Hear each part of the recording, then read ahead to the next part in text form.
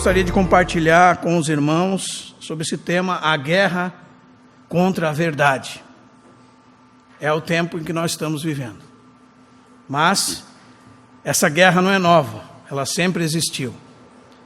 Essa semana eu estava lendo um livro, chama-se Contra Heresias.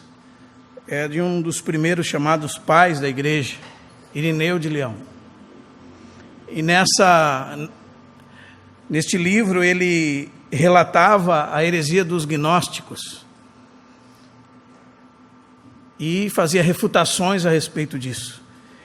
E o que chama a atenção nossa, quando fazemos uma leitura como essa, é a criatividade do inimigo de Deus. Como ele dispensou como um mar de heresias, logo após o nosso Senhor ter deixado esse mundo e ser assunto ao céu. Como ele soltou todos os demônios do inferno, todas as hostes malignas, todos os seus servos, milhares e centenas e dezenas de milhares, para atacar o cristianismo, para atacar a palavra de Deus.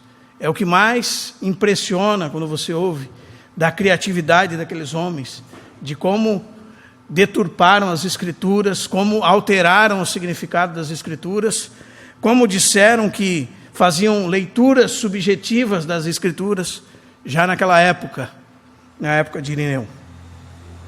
E ele estudou sobre eles e ele descreve eles de uma maneira que você fica impressionado.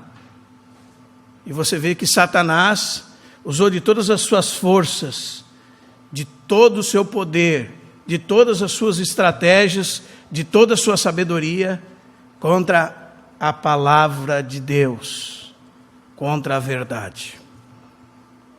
Por que ele faz isso? Porque ele é o arqui-inimigo de Deus. Por isso ele faz. Irmãos, nós temos um Deus que se deixa conhecer. Se ele não tivesse se revelado a nós, nós não teríamos conhecido. A palavra de Deus diz que ele é o Deus invisível, 1 Timóteo 1,17. A palavra de Deus diz que homem algum jamais viu a Deus, ninguém é capaz de vê-lo, 1 Timóteo 6,16.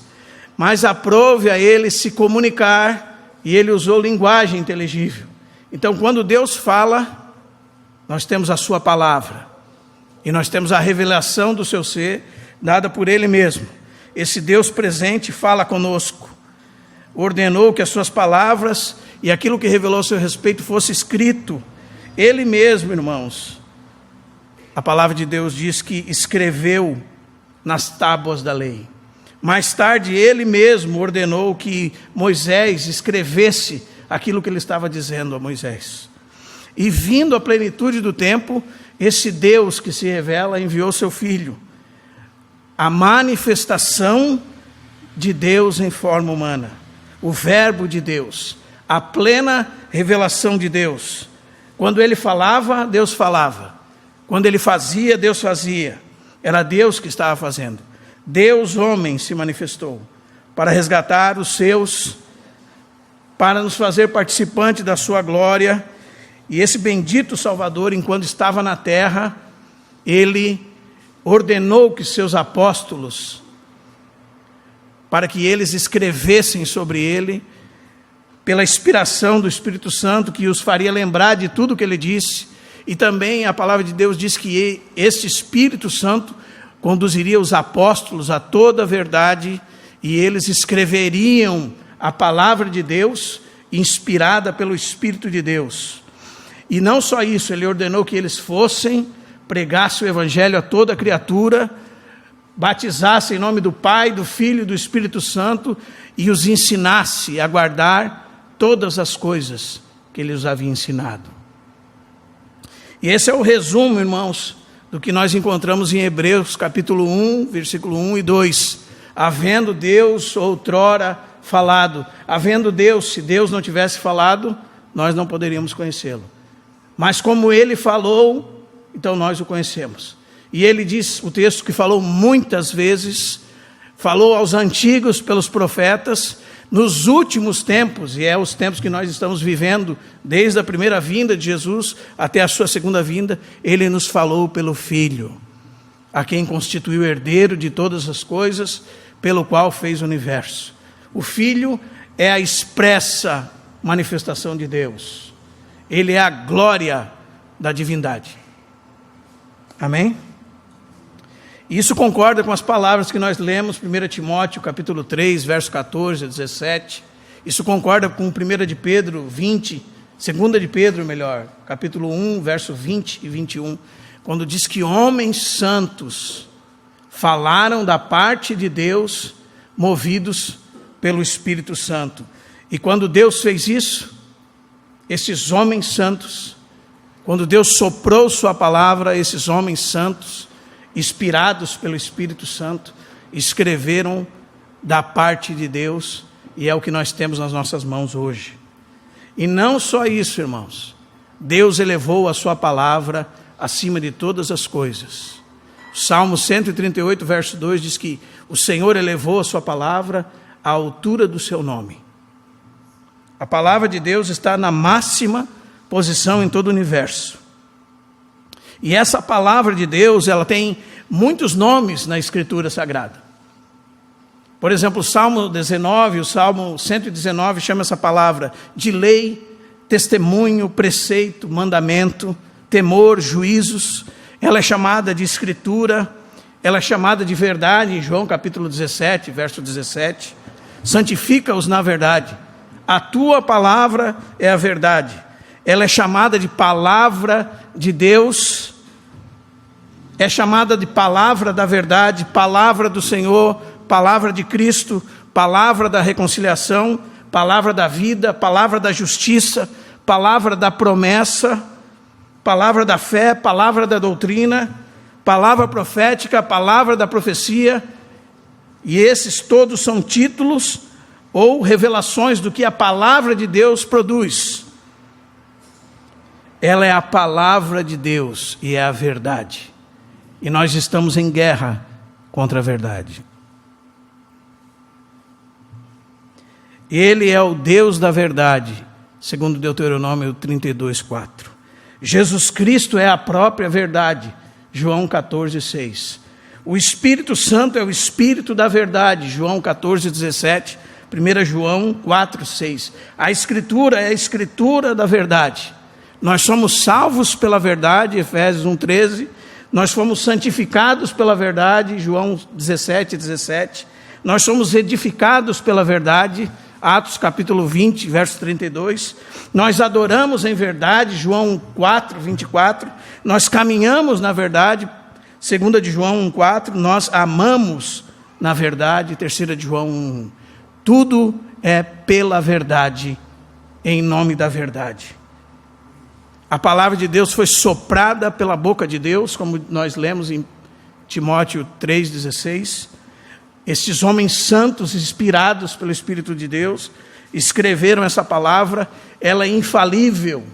João capítulo 10, versículo 35, Provérbios 30, verso 5. Ela é viva e eficaz, diz Hebreus 4:12, que a palavra de Deus é viva, eficaz. Ela é mais penetrante do que uma espada de 2 gumes e entra a ponto de dividir a alma, espírito, juntas e medulas, e é capaz de discernir os pensamentos, as intenções do coração, e não há criatura que não seja manifesta na sua presença. Todas as coisas estão nuas e patentes diante da palavra de Deus. E nós estamos em guerra, e essa guerra é contra a palavra de Deus. E se é contra a palavra de Deus, é contra o próprio Deus. É uma batalha cósmica, irmãos. Não é uma batalha territorial. É uma batalha espiritual. Na verdade, é a verdadeira batalha espiritual. É uma grande guerra contra Deus, contra a santidade de Deus. É uma grande guerra contra Cristo. 2 Coríntios 13:8 diz: nada podemos contra a verdade, senão a favor da verdade. Toda rebelião contra a verdade é uma rebelião contra Cristo, é uma rebelião contra a palavra de Deus, é uma rebelião contra Deus. E nós precisamos ter consciência dessa guerra. Será que nós estamos conscientes? Ou será que nós estamos dormindo em meio à batalha? Talvez você e eu pense que devemos ficar inertes com respeito a isso. Mas não é isso que a palavra de Deus nos diz. Timóteo 1,8, 1 Timóteo 8, Paulo diz a Timóteo: combate o bom combate. Depois ele repete no 6,12: combate o bom combate da fé. Em Judas 1,3 ele diz que quando ele estava esforçando toda a sua diligência para escrever uma carta graciosa sobre a comum salvação, a Bíblia diz que Judas foi impelido pelo Espírito de Deus a escrever que os irmãos deviam batalhar. E a palavra que é agonizar, é uma batalha que traz agonia, pela fé que uma vez por todas foi dada aos santos. E a fé é o conteúdo de tudo aquilo que cremos. Então nós temos uma guerra. Talvez nós estamos dormindo com respeito a ela. E nós temos armas, como diz 2 Coríntios 10, 4, 5. E nós temos a armadura, como diz Efésios 6, 10 a 17.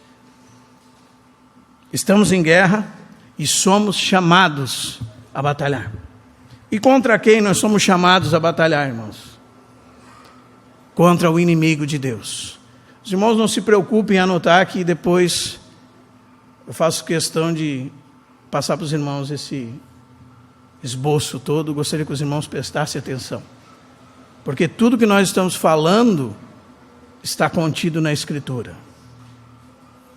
E mesmo que eu não esteja citando todos os textos, eles estão todos anotados para que os irmãos possam conferir depois.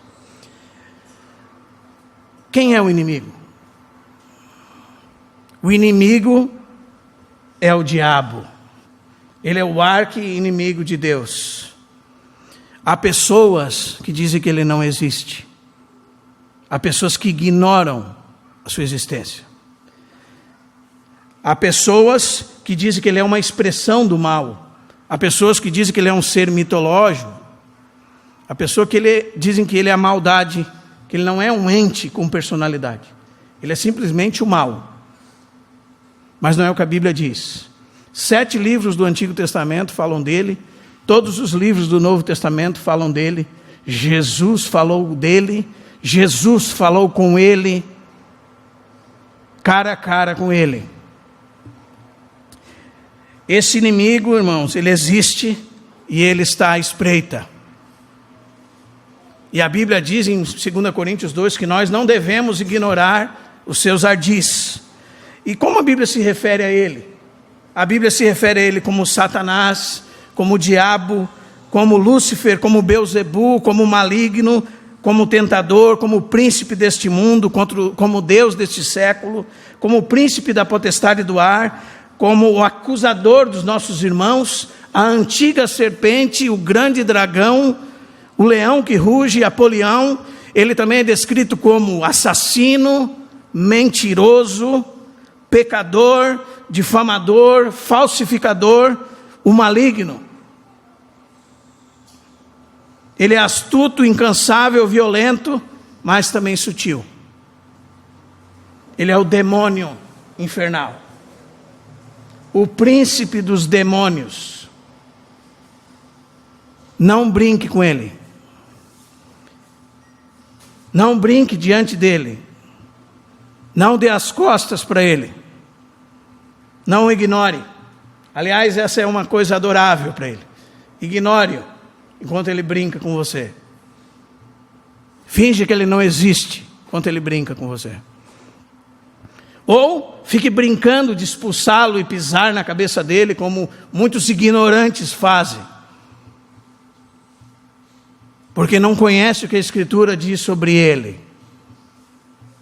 Porque não conhece que a Escritura diz que ele é mais sábio que Daniel.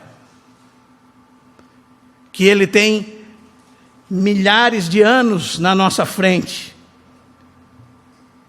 E ele rege todo mundo que ele domina, está debaixo do seu governo. E coordena todos os anjos. E foi capaz de enganar uma parte dos anjos, 1/3 dos anjos celestes. Esse é Satanás. Não brinque com ele. E ele está contra nós. Ele está contra Deus. Ele é assassino. Ele é perverso. E ele não brinca de ser o diabo. Ainda que muitas vezes nós brincamos de ser cristãos. E irmãos, nós então podemos abrir em Gênesis capítulo 3 e nós vamos olhar o primeiro ataque de Satanás. Gênesis capítulo 3, vamos fazer a leitura do verso 1 ao 5. Diz assim é o texto: mas a serpente, mais sagaz de todos os animais selváticos que o Senhor tinha feito, disse à mulher: é assim que Deus disse? Não comereis de toda a árvore do jardim? Respondeu-lhe a mulher: do fruto das árvores do jardim podereis comer. Mas do fruto da árvore que está no meio do jardim, disse Deus: não comereis, nem tocareis nele, para que não morrais. Então disse a serpente à mulher: é certo que não morrereis, porque Deus sabe que no dia em que comerdes, se vos abrirão os olhos, e como Deus, sereis conhecedores do bem e do mal. E vendo a mulher que a árvore era boa para comer, agradável aos olhos, e árvore desejável para dar entendimento, tomou do fruto e comeu, e deu também ao seu marido, e ele comeu. Nós conhecemos essa história, mas vamos ver, irmãos, o que foi a primeira coisa que Satanás atacou e está descrita na Bíblia. E sabe o que nós descobrimos? A palavra de Deus. Ele colocou à prova a palavra de Deus. Ele colocou em dúvida a palavra de Deus. Ele distorceu a palavra de Deus. Ele negou a palavra de Deus. Ele difamou o nome de Deus. E ele deusificou Adão e Eva. E o resultado de tudo isso foi morte. Morte. Morte em todos os níveis. E é isso que nós lemos. A serpente foi dominada por Satanás. E quando a Bíblia diz que ela era o mais sagaz de todos os animais, a ideia é dele mesmo, em forma encarnada, como a antiga serpente. Ele é sagaz. Ele é inteligente. Ele é o mais esperto. Ele é um inimigo terrível. Temos que dar conta disso e tomar cuidado com ele. E é tão interessante que essa mulher está sozinha, longe do seu marido, e Satanás se apresenta com ela, e parece que essa tentação é tão nova, que ela não percebe. Talvez ela pense que é um mensageiro de Deus, né? Falando as palavras de Deus. Ela nem estranha de um animal estar falando, e ele se dirige a ela com o primeiro ataque, número 1, a dúvida. Dúvida. Isso está lá no começo do verso, no final do verso 3, do verso 1, melhor dizendo. É assim que Deus disse?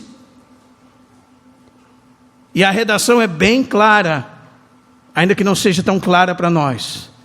Isso que Deus disse? Essa estratégia do diabo. Será que Deus disse isso mesmo? O que mesmo ele disse? Aqui ele começa a colocar a névoa na cabeça de Eva, colocando em dúvida o que Deus disse. E irmãos, é isso que está acontecendo hoje. Saiba você, o cristianismo é uma sequência de afirmações claras e firmes, baseadas na verdade. São claras, não tem lugar para incerteza, não tem lugar para dúvida. Satanás que lança essas questões para colocar em xeque o que Deus disse. E isso ele faz desde o jardim do Éden. O que Deus disse? Foi isso que ele disse? Está colocando a dúvida sobre o coração dela. Está colocando o pé na porta, empurrando a porta da mente dela. E é exatamente isso que ele tem feito durante toda a história. Ele tem colocado em dúvida a palavra de Deus. Ele tem colocado em dúvida a inerrância da palavra de Deus, a infabilidade da palavra de Deus, a inspiração da palavra de Deus. Ele só precisa lançar dúvida. Assim ele coloca o pé na porta. E em segundo lugar, ele distorce o que Deus disse. Ele diz assim: não comereis, Deus disse, não comereis de toda árvore do jardim. E você me pergunta, foi isso que Deus disse? Claro que não, irmão, não foi isso que Deus disse. Leia o verso 16 do capítulo 2. Veja o que Deus disse. Deus disse: de toda ou de qualquer árvore de jardim comerás livremente. Agora ele começa a distorcer a palavra de Deus. Deus disse: de todas as árvores, de qualquer delas comerás livremente. E o que Satanás disse? Não foi o que ele disse. Satanás disse: não comereis de toda árvore de jardim? Distorce a palavra de Deus. Esse é o ataque. Adultera a palavra de Deus. Deus disse: vocês podem comer de todas as árvores do jardim, de qualquer uma delas, menos de uma. E ele disse: Deus disse, vocês não podem comer de nenhuma árvore. E assim ele vai botando o pé pela porta. E o pior não é ele colocar o pé pela porta, é que aqui ela começa a cair. Aqui a mente dela começa a cair, diante do ataque de Satanás.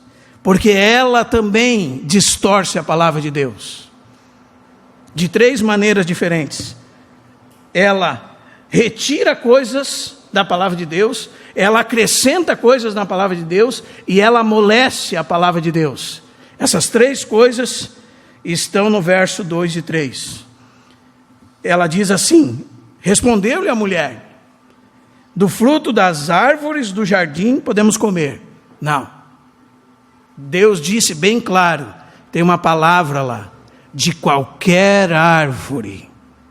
Aqui ela começa a brincar de citar a palavra de Deus sem clareza. De qualquer árvore. O texto é claro: de qualquer árvore. Aqui ela come o texto. Ela tira do texto uma frase muito importante. Na sua Bíblia está lá no verso 16 do capítulo 2. De toda árvore, no original é de qualquer das árvores. E ela não fala isso. Ela fala do fruto das árvores. Ela já comeu o que Deus disse. Ela já omitiu o que Deus disse. E depois ela segue e acrescenta o que Deus disse. Porque ela fala assim: mas do fruto da árvore que está no meio do jardim, disse Deus: não comereis, nem tocareis nele. Isso aqui Deus não disse. A frase nem tocareis nele, também Deus não disse. Primeiro ela tira o que Deus disse. Agora ela coloca uma coisa que Deus não disse. Procure no verso 16 do capítulo 2, foi isso que Deus disse.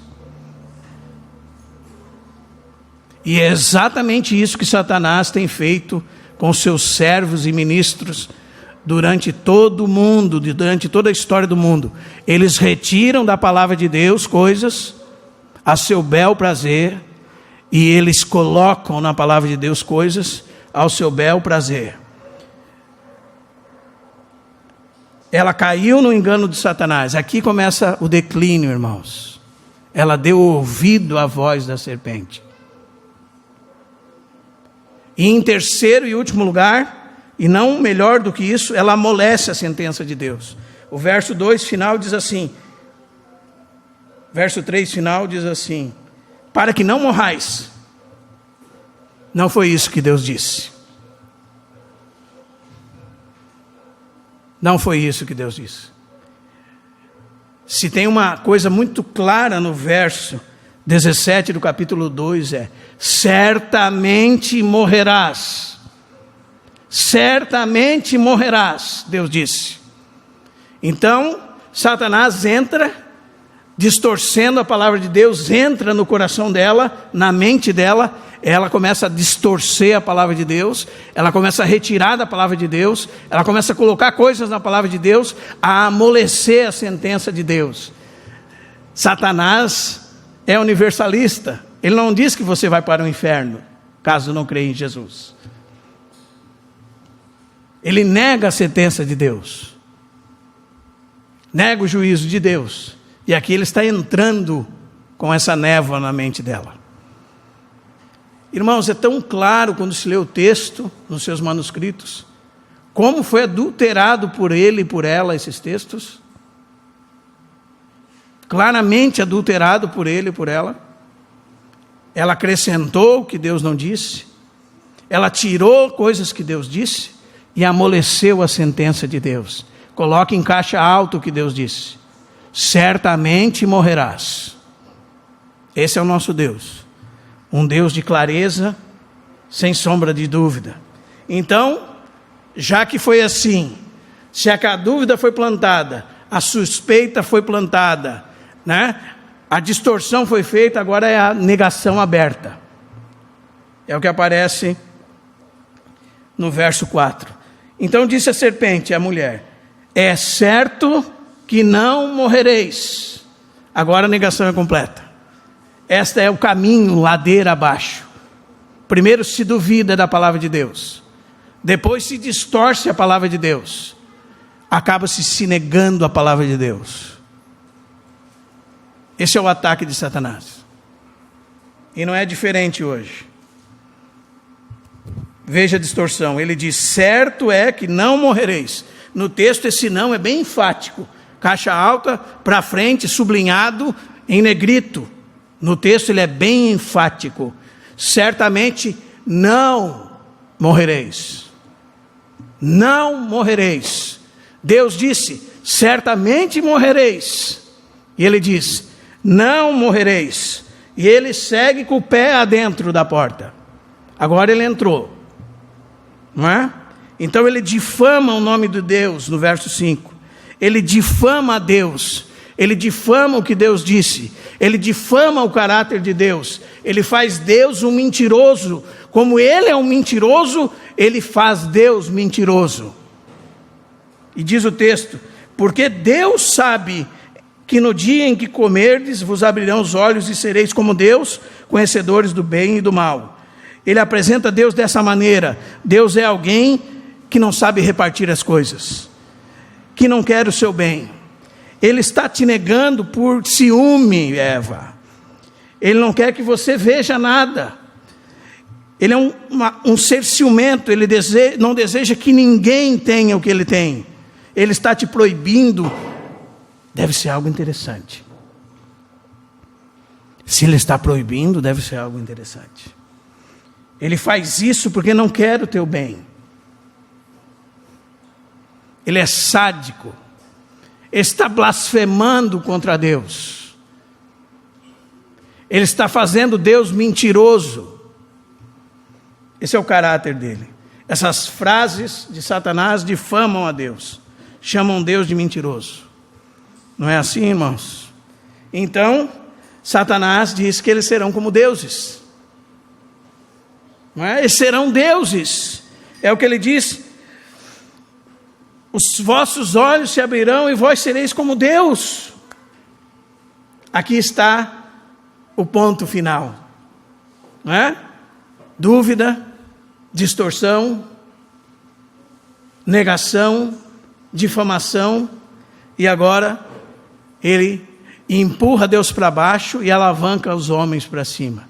Vós sois deuses, sereis como deuses. E eu não sei se os irmãos sabem, mas a maioria das seitas dizem isso. Os mormons dizem isso. Os testemunhos de Jeová dizem isso. O movimento Palavra da Fé diz isso. Um grande líder do movimento Palavra da Fé diz: eu sou um pequeno Deus. Eu sou Deus. É a ruína e a loucura. E da onde surgiu essa loucura? Leia Isaías 14:13. A Bíblia diz que Satanás disse em seu coração: subirei acima das estrelas de Deus, exaltarei o meu trono acima de tudo. É simplesmente o que estava no coração dele. E agora ele tem transmitido ao coração dela, blasfemando contra Deus. E irmãos, é isso que os mensageiros de Satanás fazem hoje. Eles têm feito hoje. Eles têm enganado você. Muitas vezes. Eles têm dito que a tua palavra tem poder. Não tem dito que a tua palavra tem poder? Porque tem um texto de Provérbio que diz que o poder da morte e da vida estão na língua. Mas o resto do versículo diz: e aquele que dela faz uso comerá do seu fruto. O texto está dizendo que se você provoca discussões, confusões com a sua língua, o fruto delas você vai comer. Vai acontecer confusões por causa do que você disse. Brigas por causa do que você disse. O único ser que tem poder em suas palavras é Deus. Deus disse, haja luz. E a luz houve. Faça o teste, irmão. Se você duvida do que eu estou falando, faça o teste. Pegue e estenda sua mão diante dos seus olhos agora e mande alguma coisa aparecer e diga para mim que apareceu. Faça o teste. Se não aparecer, então o texto que você ouviu, você foi enganado. Está errado. Foi uma má interpretação da Bíblia, foi uma acrescentação da Bíblia, ou foi uma retirada da Bíblia, e se falaram para você que você é como Deus, isto é mentira. Mentira. Você é um homem, será sempre homem, eu também, sempre homem. E a majestade disso é que Deus nos fez homem, e nós seremos homens na nossa plenitude, quando nós alcançarmos o relacionamento adequado com Deus. Não longe disso. Não seremos deuses, seremos homens. Amém, irmãos? E qual foi o resultado de todos esses enganos? Dúvida, distorção, negação, difamação, deificação. Qual foi o resultado? Morte. Morte. Morte. Morte em todos os níveis. Morte física, morte espiritual, morte eterna, morte. E se nós tomarmos esse caminho, é morte. Morte para a nossa família, morte para a nossa vida, morte para a nossa casa, morte para as nossas relações, morte. Morte para a igreja que toma esse caminho, morte. Tomou o caminho do liberalismo teológico, morte, morte. Assim tem morrido as igrejas em todo o mundo. Eles negaram a palavra de Deus, colocaram a palavra de Deus em xeque, estão morrendo. Morte em todos os níveis. Mas Satanás não está sozinho, irmãos. Satanás não está sozinho. Sozinho ele faz um grande estrago, mas não está sozinho. Ele tem em sua companhia todas as hostes das trevas, todos os anjos caídos, todos os demônios do inferno, todos eles juntos nesse mesmo intento. Além disso, ele tem seus ministros sobre essa terra. Falsos mestres, falsos cristos, falsos profetas, todo tipo de teorias psicológicas, pragmáticas, misticismo, religiões. O mundo, a sociedade, todos eles estão cumprindo o seu papel nessa guerra contra Deus, contra a palavra de Deus. E nessa guerra você não é neutro. Você não fica neutro. Ou você está do lado de Deus, ou você não está. Ou você está contra Deus. Nessa guerra é o que Jesus disse: quem comigo não ajunta, espalha. Não há meio termo. Oh, irmão, que mensagem triste. É a verdade. Nada podemos contra a verdade. É a verdade. E duras são as feridas daquele que ama, né? E boas, Provérbios diz. Mas a língua que lisonjeia é o mal para os passos. Você tem que estar em algum lado. De que lado você está? Então, irmãos, vendo já que vimos o nosso arqui-inimigo, vamos ver os seus servos nesse mundo. Primeiro, o fogo amigo. Você conhece essa expressão, não? É quando tem um inimigo infiltrado dentro do mesmo exército. Então você leva tiro de dentro do seu pelotão. Você nem sabe de onde veio. Ele não está longe das trincheiras, ele está de lá para cá nas trincheiras. Satanás tem seus infiltrados. no meio da cristandade. E o primeiro desse grupo é os falsos mestres. Irmãos, tudo que nós vimos no diabo, nós vemos nesses homens. E talvez você não goste do que eu vou dizer. A palavra de Deus diz claramente em 1 de João, capítulo 2, capítulo 3, são filhos do diabo. Filhos do diabo, a Bíblia diz. Com todas as letras, a Bíblia diz. Talvez você ache que você deve ser muito educado com os filhos do diabo que pervertem o caminho de Deus. Mas a Bíblia diz que eles são filhos do diabo, que eles falam em nome do diabo, em nome do mundo.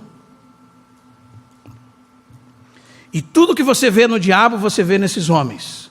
Eles colocam em prova, em dúvida a palavra de Deus, em dúvida a inspiração da palavra de Deus, em dúvida a infabilidade da palavra de Deus, a inerrância da palavra de Deus.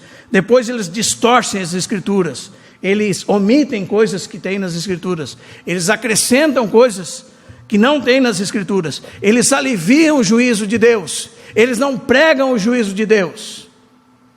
A Bíblia prega o juízo de Deus, Jesus pregou o juízo de Deus. A Bíblia de capa a capa prega o juízo de Deus, desde esse verso, certamente morrereis. Mas esses homens, eles dizem, não convém falar de condenação. Que Deus é esse que coloca a maioria das pessoas no inferno? Deus não é amor.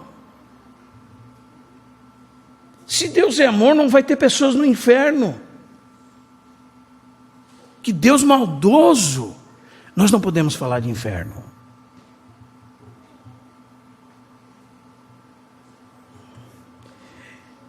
Eles negam a palavra de Deus abertamente, difamam a Deus e lisonjeiam os homens a ponto de pensarem esses homens que são deuses. Não é assim? E esses falsos mestres, eles estão por aí, irmãos. Eles estão no liberalismo teológico. Eles estão entre a igreja, que é chamada emergente. Eles estão nos seminários. Eles são os teólogos da morte de Deus. Eles são os professores das universidades cristãs. Eles negam a Deus. Eles negam a Cristo. Eles negam tudo que diz respeito a Deus. Existe um seminário nos Estados Unidos que se chama Seminário Jesus, que são mais de 900 eruditos, que são inquisidores dos ditos de Jesus. Eles sentam para dizer se aquilo que Jesus disse está escrito, verdadeiramente Jesus disse. E sabe de uma coisa? Eles dizem que 15 coisas que Jesus disse, verdadeiramente ele disse, das mais de 700 que ele disse. E todas as vezes que você abre o seu canal de TV para ver History Channel, sobre um documentário sobre a Bíblia, ou Discovery Channel, e você lê ali PhD em tal coisa e tal coisa, são dentre esses do maligno, de Satanás, do diabo, que negam a Jesus, que negam a divindade de Jesus, estão ali prontos a negar a Escritura e condenar a Escritura. Mas eu pensei que era um documentário sobre a Bíblia. E a única coisa que o documentário faz é negar a Bíblia. Negar o que Jesus disse. Estão aí, irmãos. E Satanás tem suas armas mais variadas. Não é? São fogo amigo.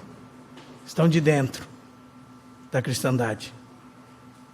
E nós nos deparamos com eles sempre. Sempre. Você liga o YouTube, você se depara com eles. Você olha Facebook, Instagram, você ouve uma mensagem, você se depara com eles. Talvez você esteja sentado aqui e foi influenciado por um falso mestre. Por isso você não conhece a Escritura e está paralisado nas coisas de Deus. E eles atacam a Deus de várias frentes, por todos os lados. Como eu disse, Satanás derramou como um tsunami de heresias. Falem o que vocês quiserem.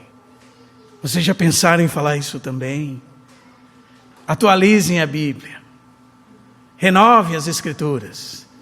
Ache os significados escondidos por trás das letras. Estão aí. São ardis incontáveis do diabo.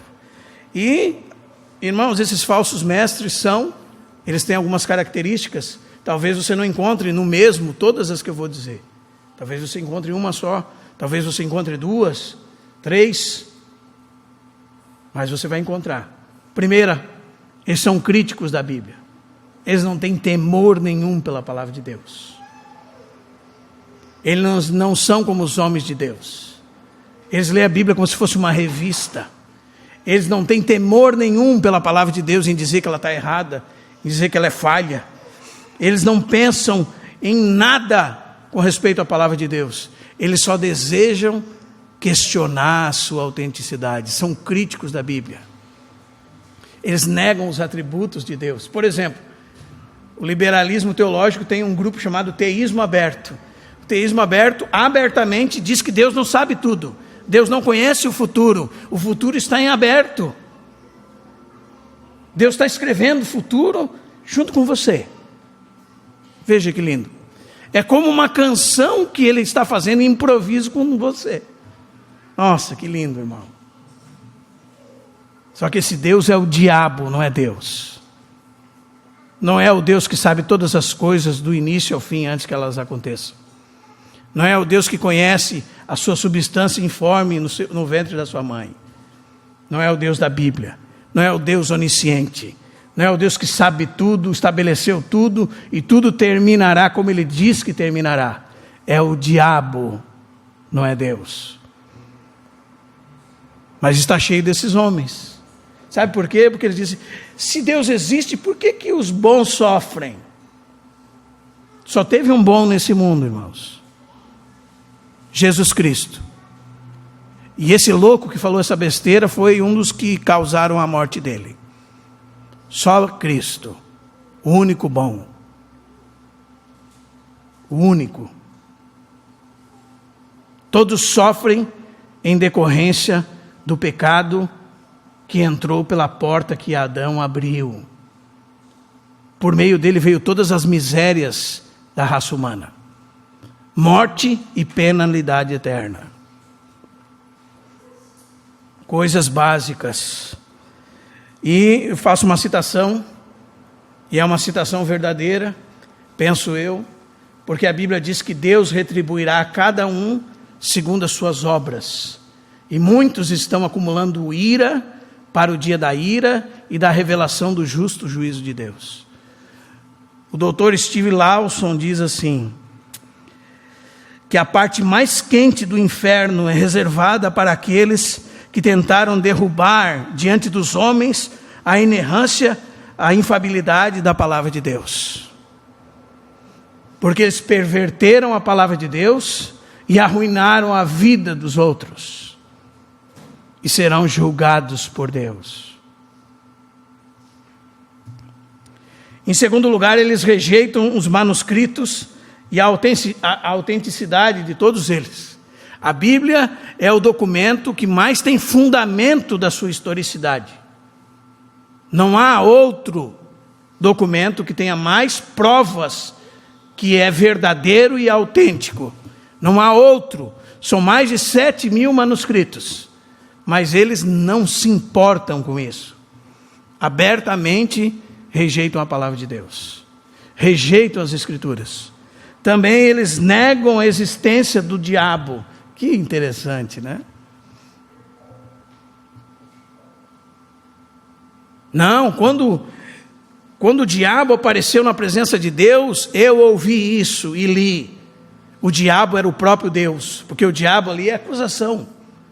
Apareceu uma acusação diante de Jó.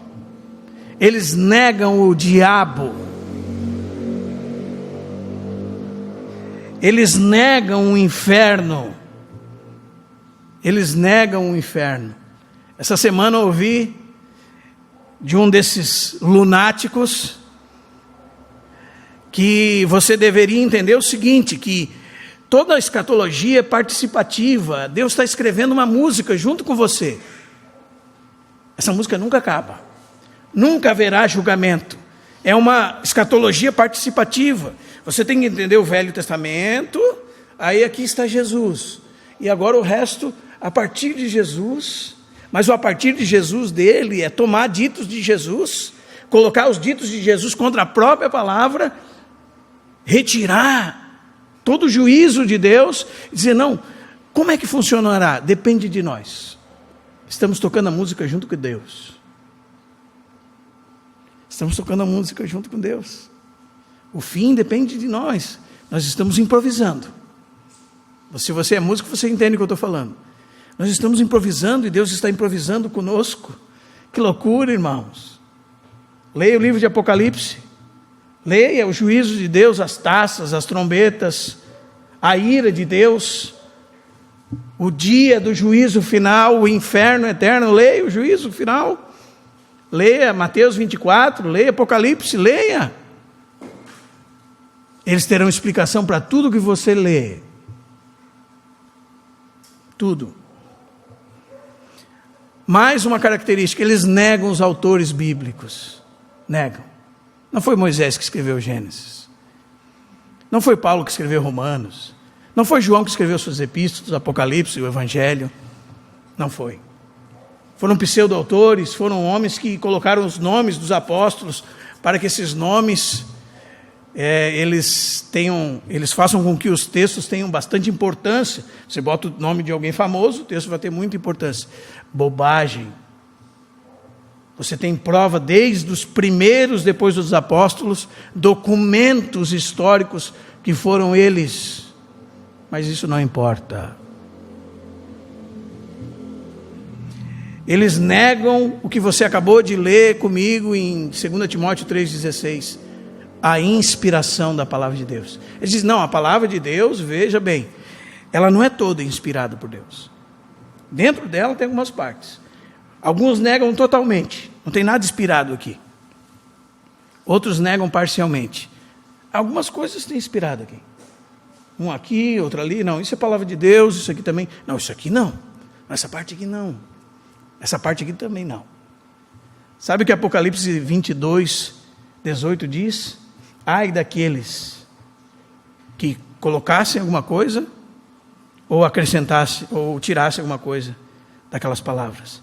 Que todos os flagelos daquele livro viessem sobre eles. É isso que João escreveu. É isso que a Bíblia diz. Mas o que a Bíblia diz não importa, irmãos, porque eles negaram a Bíblia. Outra característica que você devia de ficar muito esperto é que esses homens são astutos. Como Isa dizia, são mestres. Se eles são mestres, dificilmente você será páreo para eles sem preparo. Ainda que você pense ser muito esperto. Dificilmente. Se você ouvi-los, você vai entender o que eu estou falando. Eles colocam Jesus contra Paulo. Existe um que diz que Jesus é uma chave hermenêutica. Aí você ouve isso, você acha que, você entende isso segundo o que você pensa, que Jesus é a luz sob a qual eu devo ler todas as coisas. E daí eu entenderei todas as coisas. Mas não é isso que ele está falando. É que ele tem um Jesus na cabeça dele. Ele tem um Jesus que aceita tudo. Ele tem um Jesus que não fala do inferno. Ele tem um Jesus hippie, um Jesus paz e amor. Então, quando Paulo é duro, mas foi Paulo que disse. O que Jesus disse?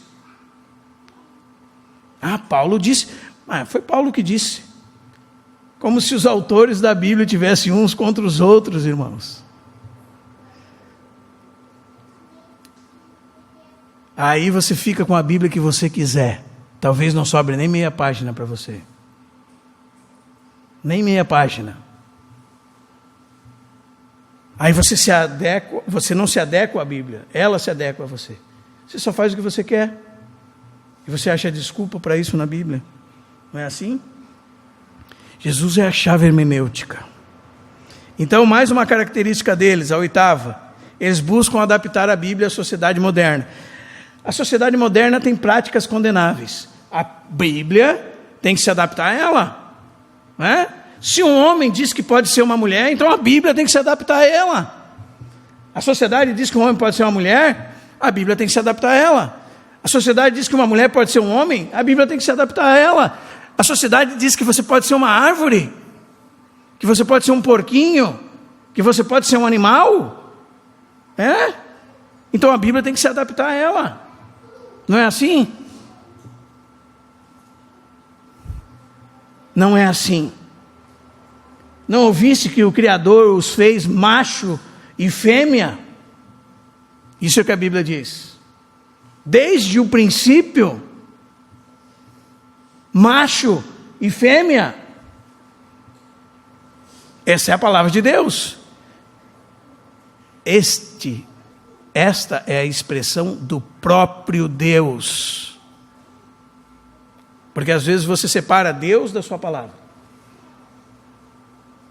Isso é o que Deus disse. Amém, irmãos? E para esses homens, aliás, sendo assim, eles estimularão o feminismo, o racismo, o homossexualismo, o lesbianismo, o ambientalismo,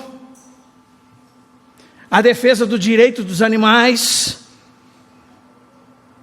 o antinomismo, a anarquia, as brigas de classe.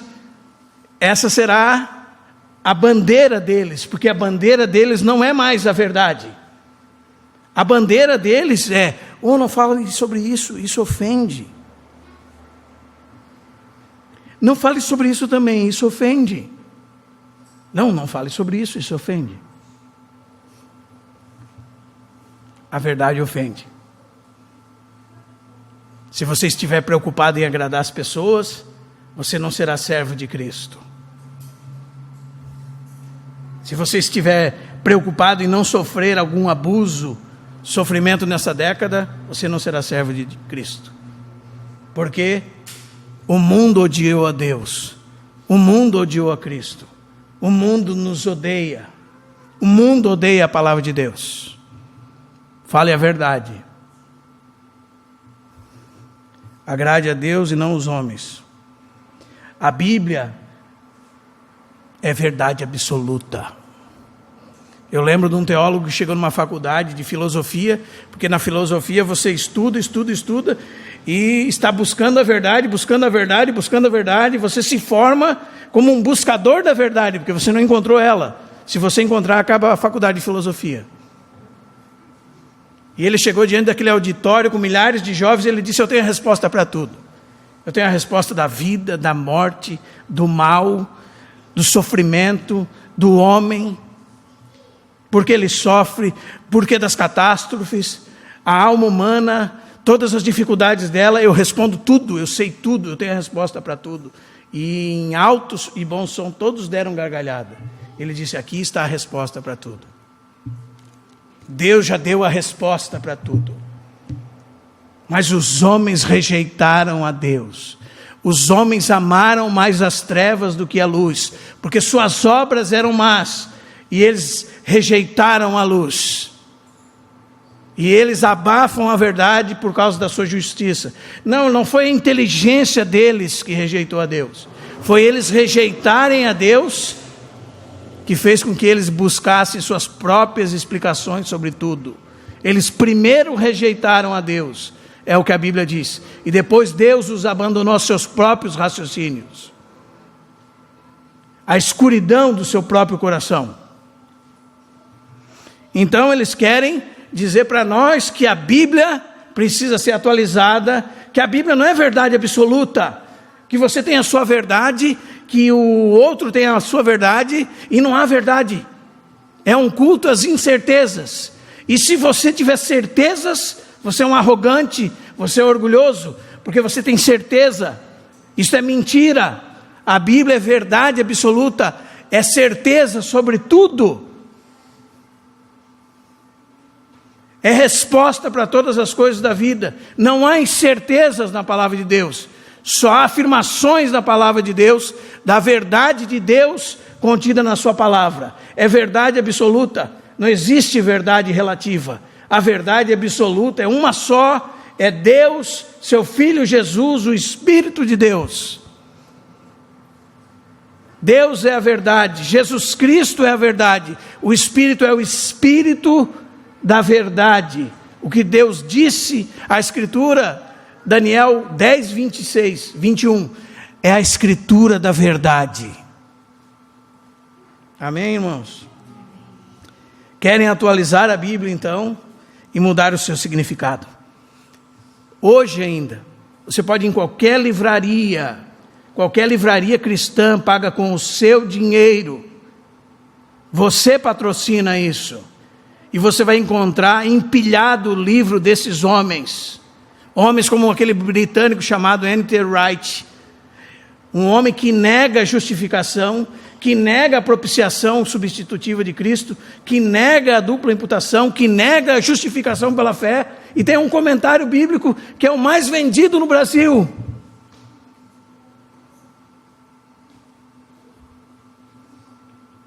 Chama-se Cartas para Hoje. Paulo para hoje. Você compra ele barato.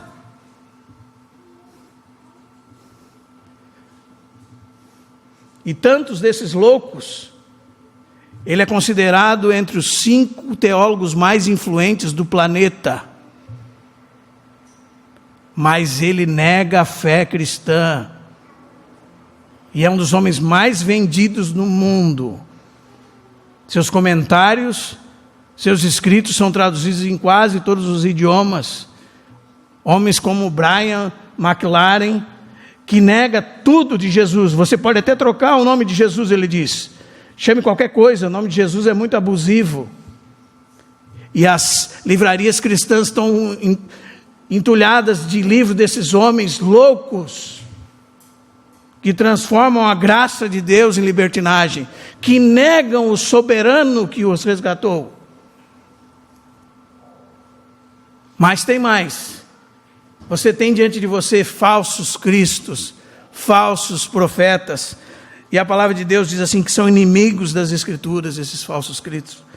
Eles são descritos na Bíblia como adulteradores da palavra de Deus. Eles dizem que falam da parte de Deus, que têm visões, sonhos do seu próprio coração, ou da parte de Satanás, né? Porque não são de Deus. Negam que Jesus veio em carne, negam a humanidade do Filho de Deus, falam da parte do diabo, negam a divindade do Filho de Deus. E é só você ler a primeira epístola de João, 1ª, 2ª e 3ª João, para você ver como lidava João com esses homens. Para você ver como nós precisamos lidar quando a verdade é violada. Se nós podemos ficar brincando de ser cristãos.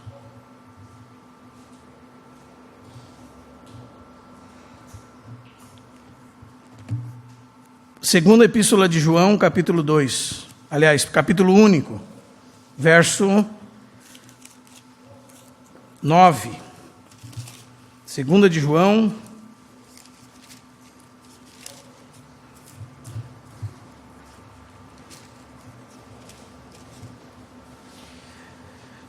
segunda epístola de João, capítulo único, verso 9. Todo aquele que ultrapassa a doutrina de Cristo e nela não permanece, não tem Deus. O que, irmãos? Todo aquele que nega a doutrina de Cristo e nela não permanece, não tem Deus. O que permanece na doutrina, esse tem o Pai como filho. Se alguém vem ter convosco e não traz esta doutrina, o que é, irmãos? Não o recebais. Não o recebais em casa. Eles não podem entrar da porta para dentro. É o que a Bíblia diz. Nem lhe deis, você não pode dar nem oi para ele. Nem lhe dê boas-vindas. Porque aquele que lhe dá boas-vindas se faz cúmplice das suas obras más. Interessante, né, irmãos?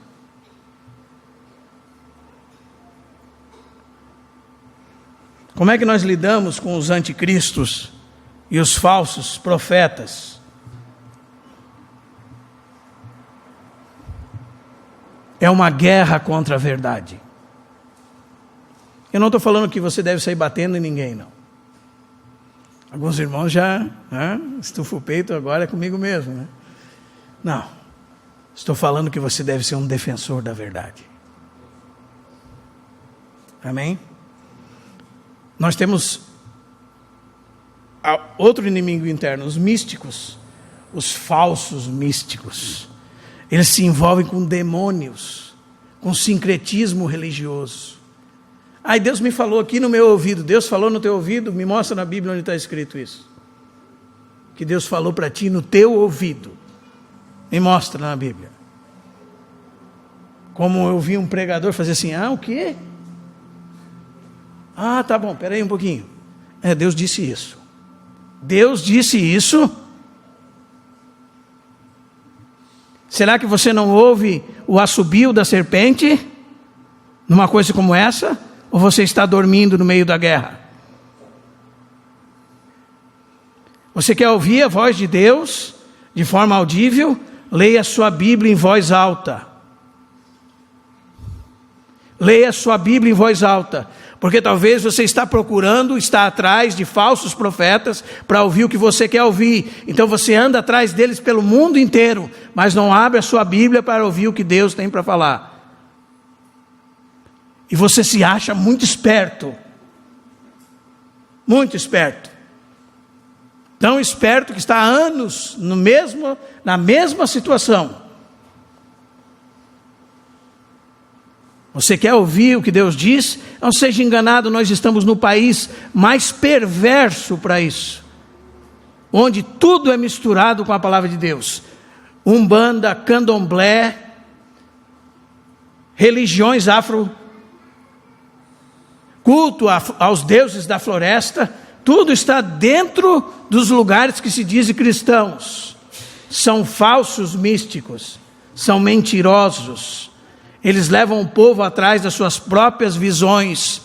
Às vezes, uma instituição inteira que eles criam, uma doutrina inteira que eles criam, onde arrastam milhares atrás de deles, melhor dizendo, caem com um único versículo. Não permanecem de pé com um único versículo. Você está atrás de novidade, irmão? Se você está atrás de novidade, a Bíblia não serve para você. Não serve. A Bíblia foi escrita há 2000 anos, está fechada. Sela essas palavras. Você não pode acrescentar nada a elas. Para a sua própria condenação, não faça isso. Para o seu próprio bem, melhor dizendo, não faça isso. Amém, irmãos? Ainda além disso, em quarto lugar, desses inimigos internos, nós temos os judaizantes. Você é um Israel de Deus, Israel antigo. Então você tem que puxar a arca para lá, fazer festa para cá, não é? Tem que cumprir a lei. Não sei como não começaram a circuncidar as pessoas ainda, porque o resto já fazem, né? Talvez fizessem, ficaria muito escrachado. Leia Colossenses capítulo 2, a partir do verso 16. Esses homens não retêm a cabeça, eles não são servos de Cristo, são enganadores, são impostores. E além disso, nós temos os inimigos externos, e eu vou terminando. O que significa isso, irmão? Significa que o mundo está contra Deus, você sabia? Que o mundo está contra a palavra de Deus? Que o mundo na Bíblia, que Paulo disse em Romanos 12, que você não deveria se conformar, é o sistema maligno, orquestrado e organizado por Satanás, que é contra Deus em todas as suas frentes, na cultura, na educação, no entretenimento, se ele conseguir nas leis, em toda a sociedade, está contra Deus e contra a palavra de Deus. O problema, e o apóstolo João disse que nós não devíamos amar o mundo, né? 1 de João 2, 15 a 17. Não ameis o mundo, nem as coisas que há no mundo. Se alguém amar o mundo, o amor do Pai não está nele. Porque tudo que há no mundo, a concupiscência da carne, a concupiscência dos olhos, a soberba da vida, procedem do mundo, não procedem do Pai. O mundo passa, bem como a sua concupiscência. Aquele que faz a vontade de Deus permanece eternamente. Os irmãos estão entendendo, irmãos? Aqui nós temos inimigos externos. Como é que você tem lidado com isso? Também nós temos os pragmáticos e os teóricos, os psicólogos, né? E qual foi o caminho deles? O caminho deles foi exatamente esse. Me escute. O homem busca emancipar-se do ensino bíblico e chegar às suas próprias conclusões sobre tudo.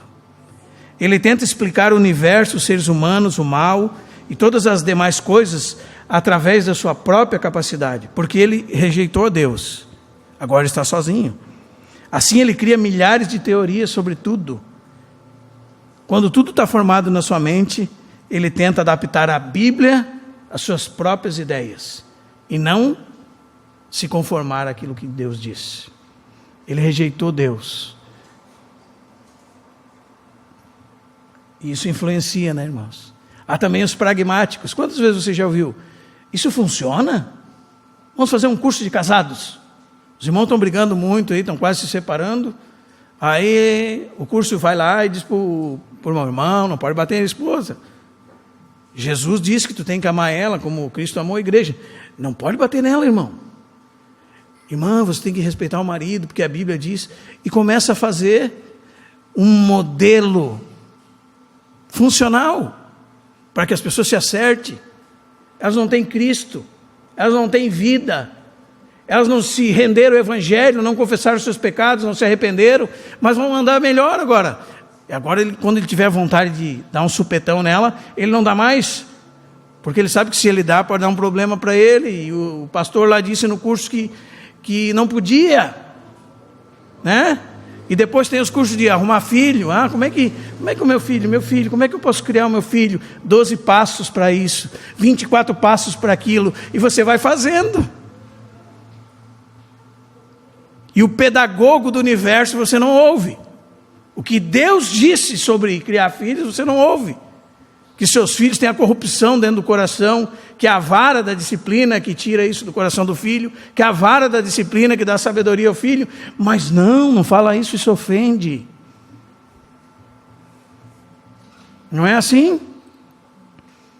O psicólogo diz então que você tem que abaixar e ir na mesma altura da criança e falar de igual para igual. Você não é igual ao seu filho. Você é o pai, ele é o filho. Isso é mentira do diabo. Você não é amigo do seu filho. É outra mentira do diabo. Você é pai, ele é filho.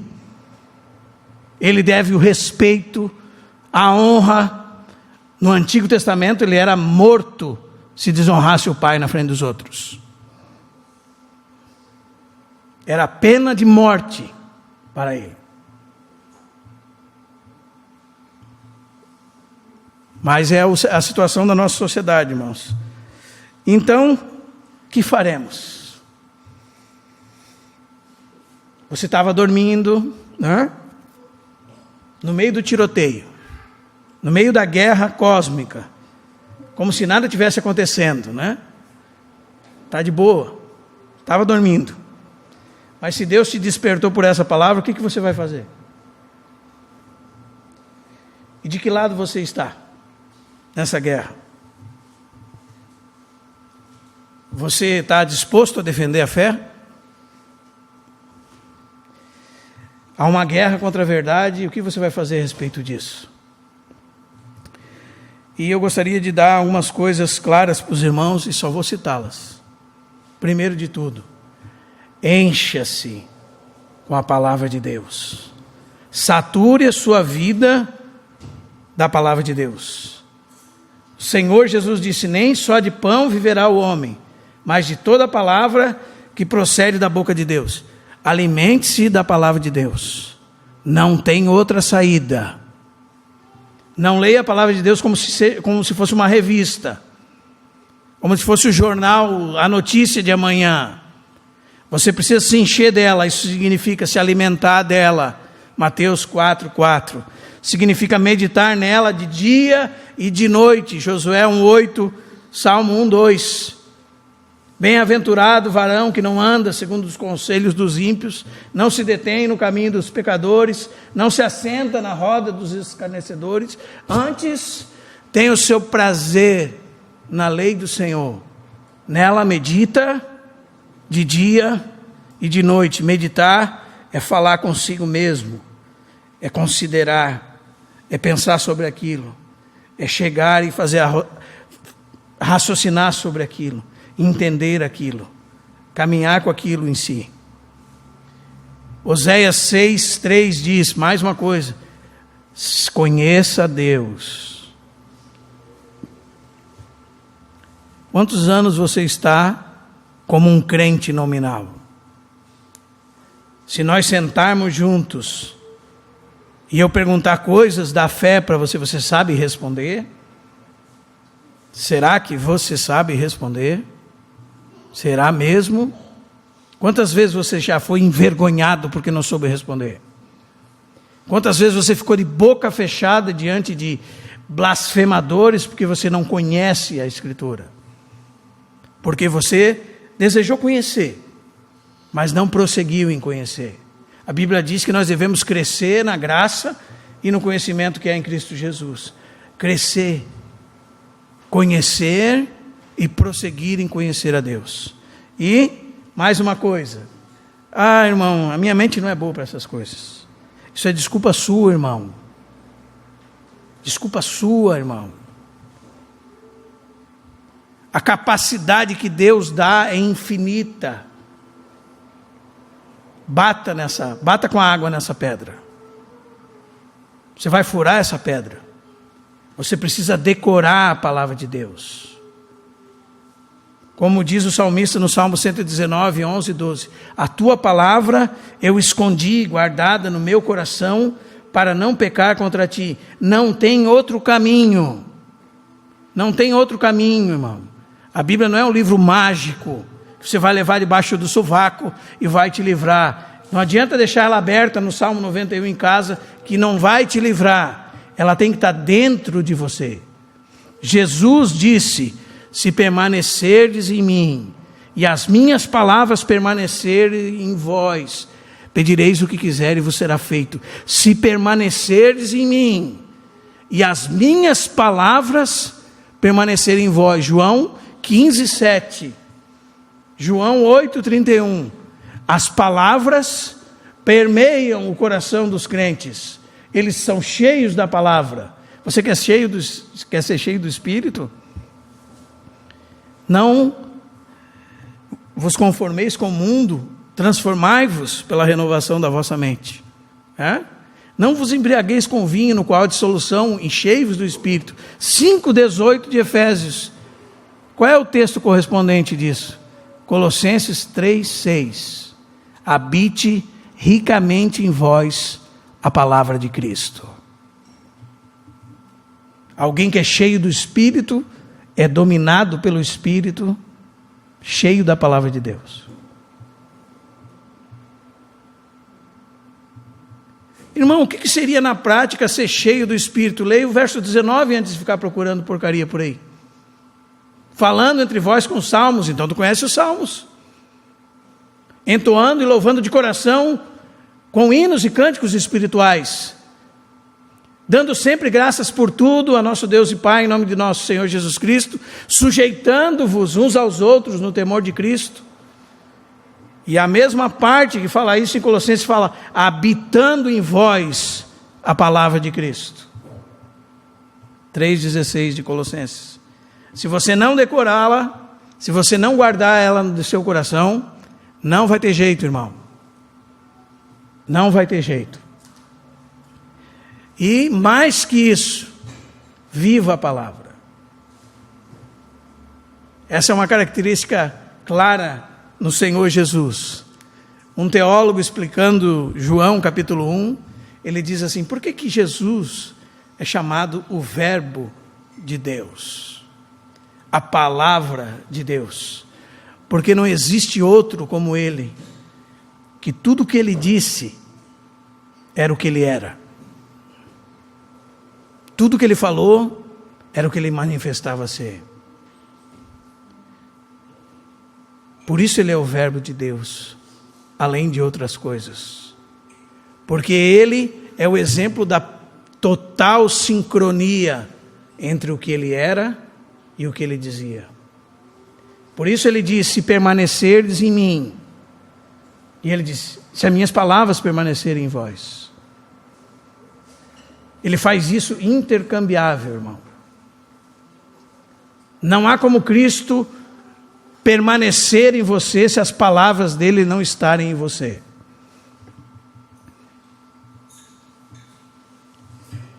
Aí você vai correndo atrás de porcaria, bobagem, misticismo, experiências estranhas, né? E você não dá ouvidos à verdade e se entrega às fábulas. Triste. Esse é o primeiro ponto, se saturar da palavra. Segundo, o que faremos na guerra? Batalhamos por ela. Nós defendemos ela com todas as nossas forças. Com todas as forças da nossa alma. Nós nos desesperamos com o que está acontecendo. Nós somos da verdade, João diz. Nós andamos na verdade, nós vivemos na verdade, nós crescemos na verdade, nós somos o povo da verdade, irmãos. Em terceiro lugar, nós começamos lendo: prega a palavra. Não prega o que você acha. Não fica falando besteira do que você acha. Expondo estas coisas aos irmãos, serás bom ministro de Cristo Jesus, alimentado com as palavras da fé e da boa doutrina que tem seguido. Rejeita as fábulas profanas. Exercita-te pessoalmente na piedade. O exercício físico para pouco é proveitoso, mas a piedade para tudo é proveitosa, porque tem a promessa da vida que agora é e da que há de ser. Prega a palavra, exorta, repreende, com toda a longanimidade e doutrina. É o tempo que não suportam a sã doutrina. Expõe a palavra.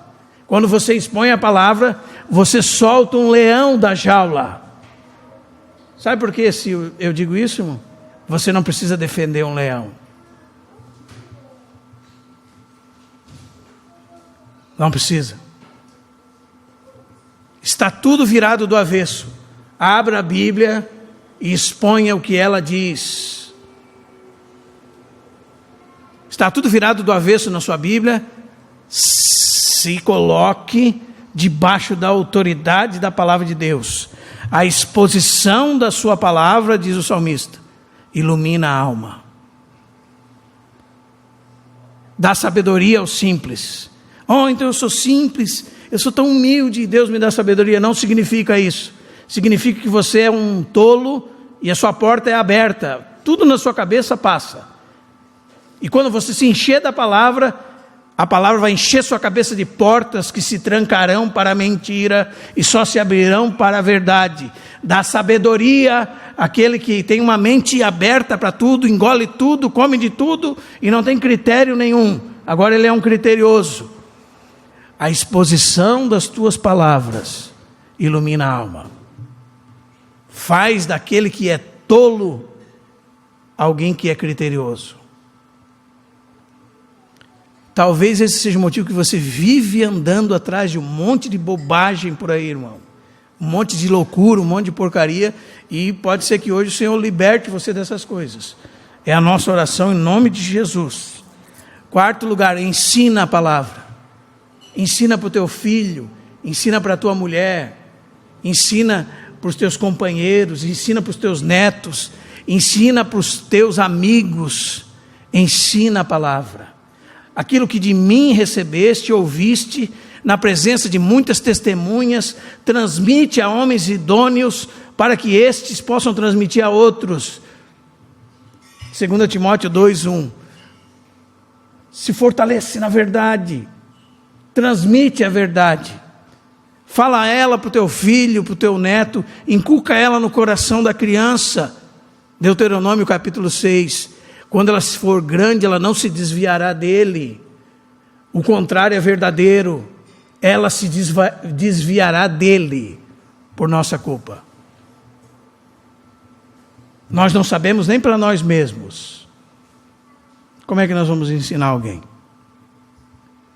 E não faça concessões para o mundo. E aqui a gente encerra. Porque é uma coisa muito séria, irmão. Está ligada a sustentar a verdade. Você quer ser um pilar da verdade? Porque 1 Timóteo 3,15 diz assim,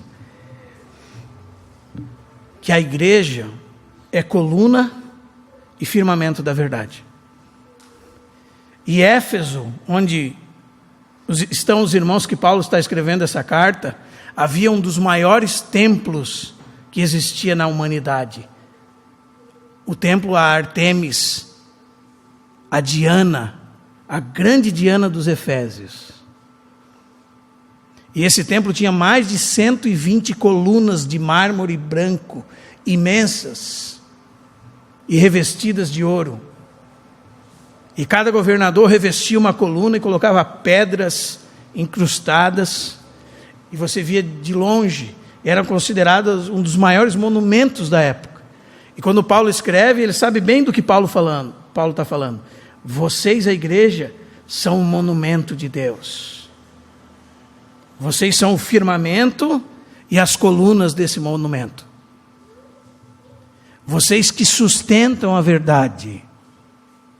Vocês que levam a verdade. Quando o mundo quer conhecer a verdade, ele tem que olhar para nós e nós proclamarmos a verdade. Para isso precisa preparo, irmãos. E além disso, nós somos o sustento dessa verdade. Foi encarregado a nós isso, irmãos. E Satanás sabe disso. Por isso que você está tão ocupado com tanta coisa. Por isso que você está tão envolvido em tanta coisa. Por isso que eu estou tão envolvido com coisas que não têm propósito. Porque Satanás sabe disso. Satanás sabe que nós somos os mensageiros de Deus a favor da verdade. Ele sabe.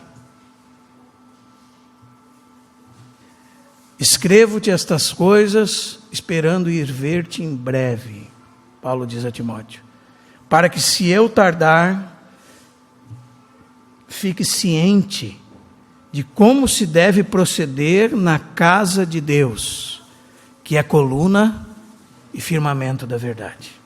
Ele continua dizendo assim, evidentemente grande é o mistério da piedade. Deus manifestado na carne. A igreja, irmãos, é a plenitude de Cristo. Cristo é o cabeça da igreja e a igreja é a plenitude de Cristo nessa terra. Ele é a casa de Deus. Ele é coluna e firmamento disso. Por isso ela está em constante guerra contra o diabo a favor da verdade. E nós somos os sustentadores dessas coisas.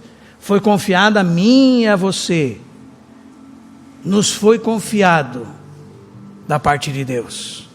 E nós temos responsabilidade com isso. Não durma. Você está numa guerra.